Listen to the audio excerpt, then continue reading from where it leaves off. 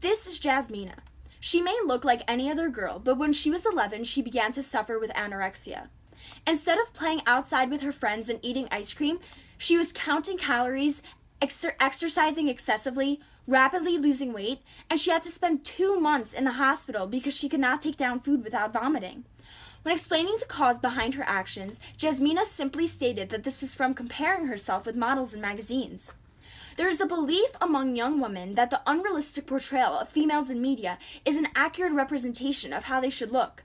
These feelings can lead to binge eating, where large amounts of food are consumed in a short period of time, bulimia nervosa, which is forced vomiting after binge eating, and anorexia nervosa, which is starvation.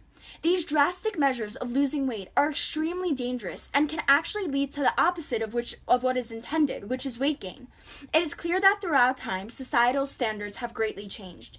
The new ideals imposed among women lead to a multitude of issues regarding body image, and many girls agree this can only be solved by losing weight. Additionally, the ignorance of the United States on this topic is only assisting and amplifying its negative effects. It has become critical to determine how we can stop the misrepresentation that women are facing daily. Gigi Hadid's trainer breaks down the secret to her supermodel abs, and Adriana Lima just shared a flat belly hack you can do at home, includes some of the headlines that have been circulating the media recently.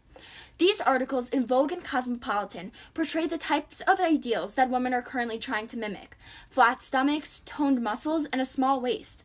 However, this body type was not always preferred. As of 1987, models had only weighed 8% less than the average-sized female, while in 2012, this number changed to 23%.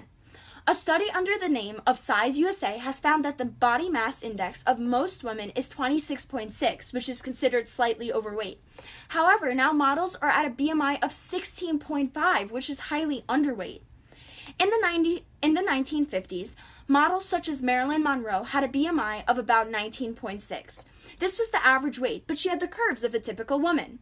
Now, the stunning 10-point BMI difference between women and models is beginning to explain the inadequacy women feel regarding their bodies. The negative body image that they feel they possess may be expressed through the need to lose weight, which often occurs in extreme manners.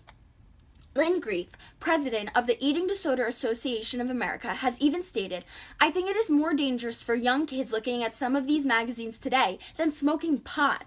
Since there are so many photoshopped and airbrushed women in the media, we must make a conscious effort to not buy products from companies that are supporting this negative body image. Instead, we must use companies like Aerie and Dove that use real people as models to support the fact that using average-sized models does not in any way cause a product to sell less." As Edward Willett, an award-winning author, explains, 81% of 10-year-old girls have stated that they are afraid of getting fat. This is due to the fact that many girls lose self-worth when they do not see their body type represented in media, explaining why being on the heavier side is widely feared. Olivia Chung, an Asian American, provides an example of not conforming to American media standards. She recalls a time when she read about how to apply the perfect eyeshadow according to 17 magazine. When reading about the shadow, Chung found that it was necessary to be placed in the crease of the eye, and she was immediately discouraged. Since Chung did not have this coveted crease, she began to train her eyelids. This is an accurate representation of how media can create the longing for harmful physical alterations. It also shows how necessary it is for us as Americans to use our voices. Even a simple act like writing letters to companies who use negative body images can cause a change in their campaigns. Even in Graphica, female characters are being created with large chests, tiny waists, and perfect features, even in times of action. A study done in Fiji has proven, in fact, that media causes eating disorders. Girls who were never exposed to media before were gradually introduced to various types, and there was a large increase in disordered eating. Although this problem is so prevalent compared to other countries, the United States has done minimal work to prevent the presence of models who are well below the average weight. Instead of passing laws, the Council for Fashion Designers of America has created an initiative to encourage education regarding eating disorders.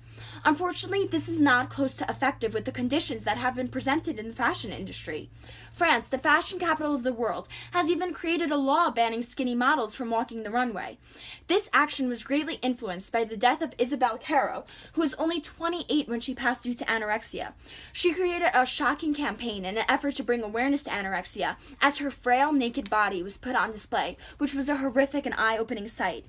Since it is so easy for girls to access media, putting regulations on those who can influence the youth may be a precaution to begin decreasing eating disorder rates. It is also very important to provide support for girls who need it the most. Although treatment may be a short-term solution, it allows females to regain the confidence that they lack to face the issues they may encounter in the future.